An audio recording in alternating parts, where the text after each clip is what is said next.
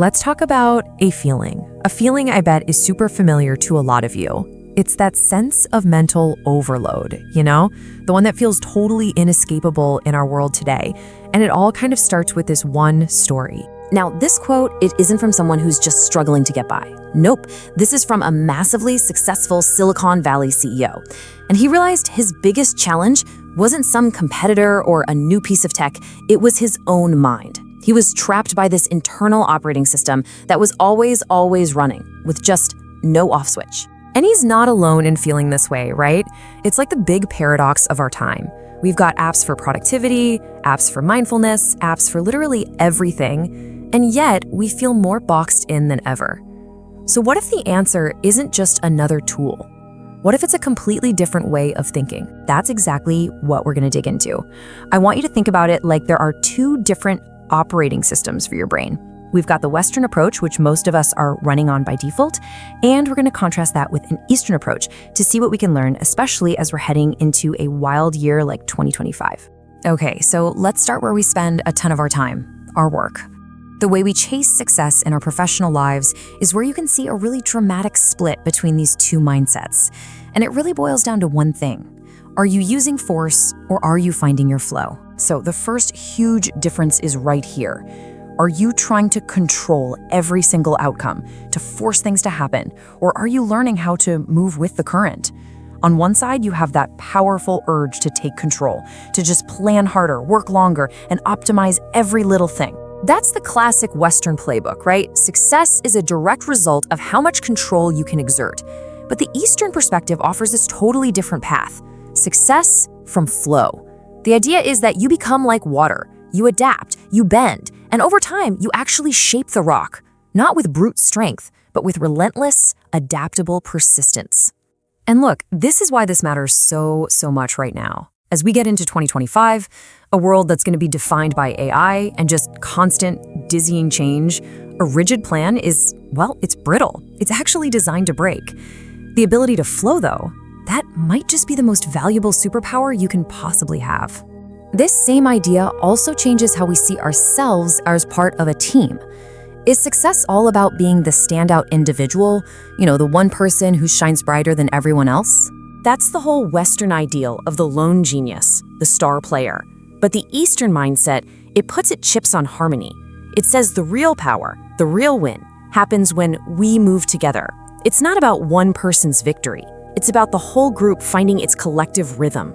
And think about it, in our world of remote work and teams spread all over the globe, this is absolutely critical. A single big ego can cause friction across oceans, but a team that finds its harmony, that's something that can scale in a way a single ego just never ever could. So, okay, these mindsets totally shape how we work, but what about how we live? This is where the difference gets even more personal. It's about shifting from seeing life as a race to seeing it as a rhythm. This might just be the biggest one of them all. Where do you find happiness? Is it an achievement? Crushing more goals, checking more boxes off an endless list? So often in the West, we treat happiness like another item on the to-do list, but the Eastern view sees it totally differently. It's not some prize you win at the end of the race, it's an internal state of balance, a kind of beautiful harmony between your mind, your body, and your spirit. And with burnout quickly becoming the #1 hidden pandemic of 2025, this idea isn't just nice, it's essential.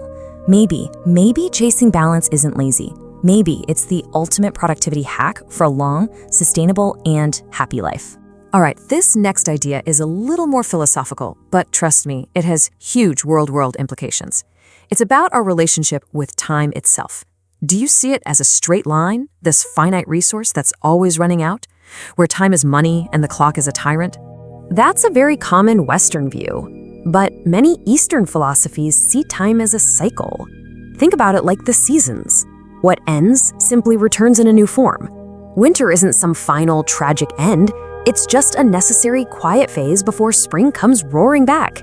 Having that mental model is incredibly powerful, because when your career or your finances or your personal life hits a downturn, when you're in a winter, you don't see it as the end of the world. You see it as a season. It helps you avoid panic because you trust that spring is eventually going to return. And all of this leads us to our final and maybe the most profound piece of the puzzle. In a world that's changing faster than we can even comprehend, where does our real, lasting value actually come from? I mean, this is the question we all have to ask ourselves, right? When machines and AI can do so much of what we used to do, what is it that makes us us? What makes us valuable? Well, the answer might just lie in this one last crucial distinction. Is your value tied up in what you do, your output, your job title, your long list of accomplishments? That's how we're often taught to think in the West. I am what I do. But the Eastern perspective flips that completely. It suggests our value is intrinsic. It comes from who we are. It's not found in the doing, it's found in the being.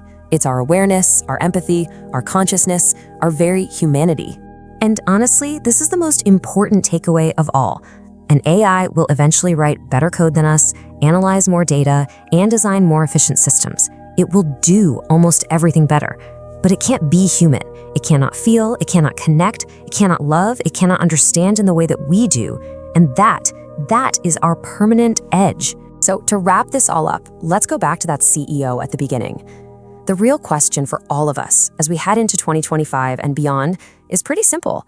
Are you going to keep running your brain with 100 apps open, constantly forcing, chasing, and struggling? Or are you going to learn a new operating system, one that finally teaches you how to flow?